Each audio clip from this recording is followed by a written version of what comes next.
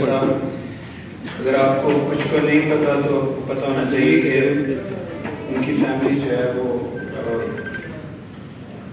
Occupied Kashmir میں ہے، divided family ہے، اور جتنے لوگ سنتے ہیں وہ ان کے خاندان سے ہیں، اور اس سے پہلے بھی عہدیداران یہاں آئے ہیں، لیکن جو وزیر اعظم صاحب ہیں انہوں نے خود دیکھا ہے، اور میرے خیال میں سیاسی پوزیشن پہ اتنا بڑا کوئی لیڈر جو جس کا دل کشمیر کے لیے دھڑکتا ہے اور جان دینے کو تیار ہے، میرا نہیں خیال اویلیبل ہے۔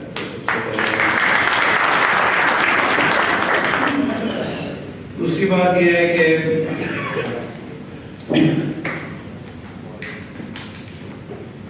جس بچے کو انڈین فورسز بلیم کر رہی ہیں، عادل احمد ڈار کو، جس نے لیٹسٹ اٹیک انڈیا کہہ رہا ہے کہ کیا ہے، اور میں چاہوں گا کہ اگر شفیق یانی صاحب یہ اسپینش میں بھی ٹرانسلیٹ کر دیں، کسی خوددار انسان کی جب آپ ڈگنیٹی کو ٹھیس پہنچائیں گے، ہیومن ڈگنیٹی جو ہوتی ہے وہ ایک فنڈامنٹل ایموشن ہوتی ہے۔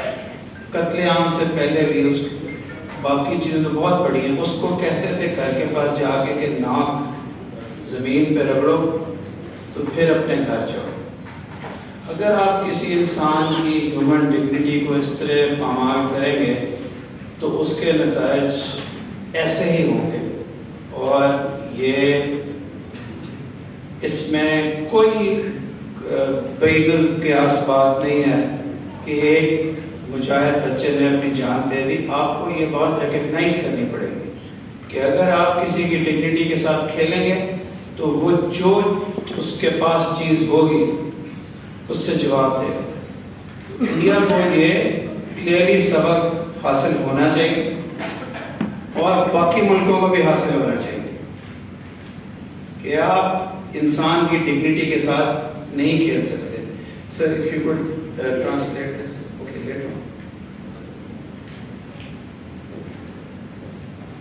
El señor cónsul quiere decir que le traduzca lo que ha dicho, que cuando ustedes hablan de Cachemir, lo que pasa en Cachemira están jugando con la dignidad de las personas.